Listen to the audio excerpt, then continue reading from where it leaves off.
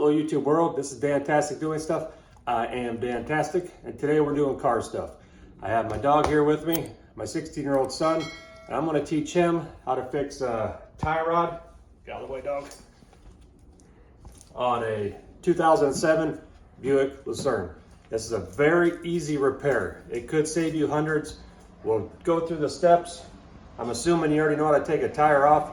Tire's already off, already jacked up, flat surface, end park, brake on, all the safety precautions. It starts here and goes to there. And that is the part that we are going to repair. This is called an outer tie rod. Back here, this is the inner tie rod. Here are the tools you will need for the job. A rubber mallet. I use that to tap the old tie rod out and sometimes tap the new tie rod in. A pair of needle nose pliers. That will be to remove the cotter pin.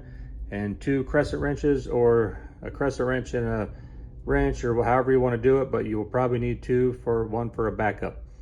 And what you won't see is a grease gun. Somehow I have misplaced mine or lost it, and I'll have to get another one to grease the tie rod later on. Good thing is tie rods come greased, so I know I'll be good for a little bit. Just a reminder, at the end of this video, Dantastic's oldest son, the one who repaired the car, he will be on screen. So his big YouTube debut. Watch to the end to see him. First thing you have to do is take the cotter pin out the bottom. That cotter pin holds on that locking nut. I have my son taking the cotter pin out. I'm a little bit in his way, making it a little bit harder on him.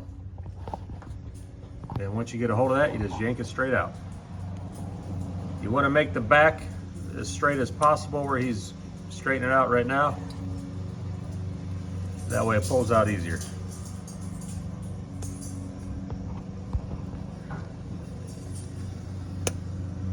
He's almost got it.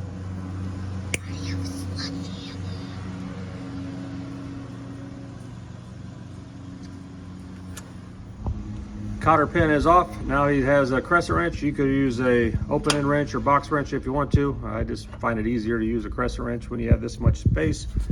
And now that came off pretty smooth. Sometimes these are pretty gunked up and locked up, depending on how long they've been on there. This one is going pretty good. So once you get it so loose, you can see if you can use your hand. I typically save all my parts until I have the new one on, because you never know, something doesn't fit right, something doesn't go right. So I'm not gonna leave everything right there. I actually put the nut back on just a little bit so we could hit it with a rubber mallet. He's gonna give it a couple. That came out pretty smooth. Sometimes they don't come out that easy, but once you get it off that far, just take that back off. Now the next part will be the most difficult part. Difficult as in most important part that we get right. That way when you put this back together, you may not have to get a alignment. Typically, you do have to get an alignment, but if you put it back on right, you can save a lot of money. I put about 2 or 3 on that I did not have to get an alignment, and I did not have any wear or tear on the tires in the long run. There's 2 different ways that I do this to kind of foolproof, make sure I get it back in the same exact location. One being a match mark.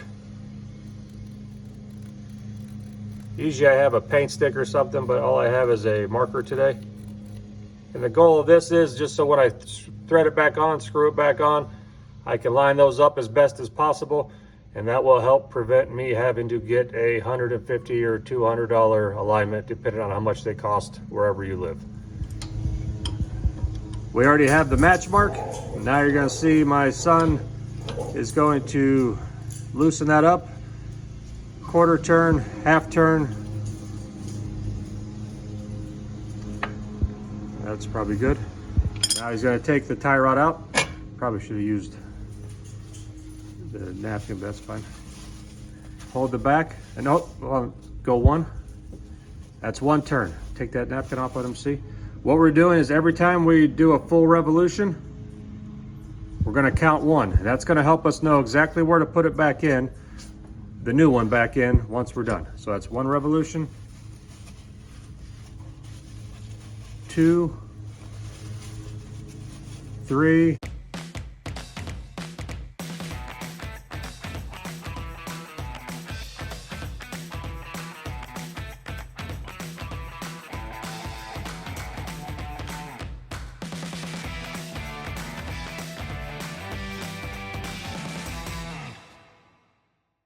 21, 22, 20, was that 22 or did it take 23? 23. 23 in all.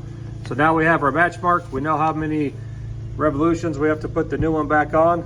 Always a good idea to get some of the grime and dust and nasty out of there.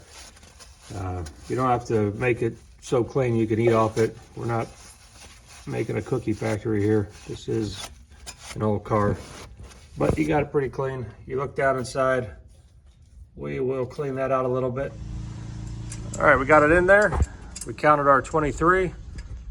Now my son is putting the washer and the nut on. Trying to zoom in for you so you can see a little better.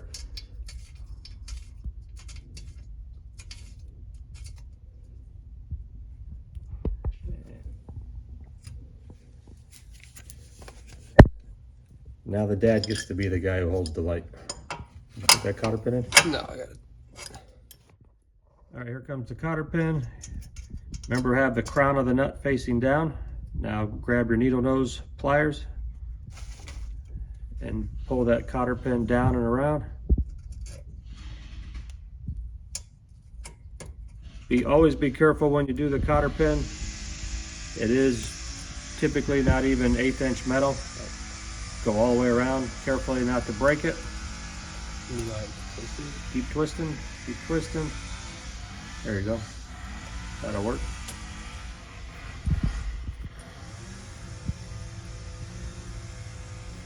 Now that you don't need to snug up real tight. Notice we're not putting a wrench on it that we're gonna over tighten it.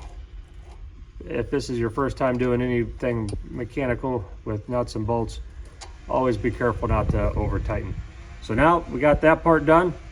We have to tighten this back nut. Yep, so grab that crescent wrench. And if you get play with the inner tie rod, you'll use another crescent wrench, and there is a spot, you see right here,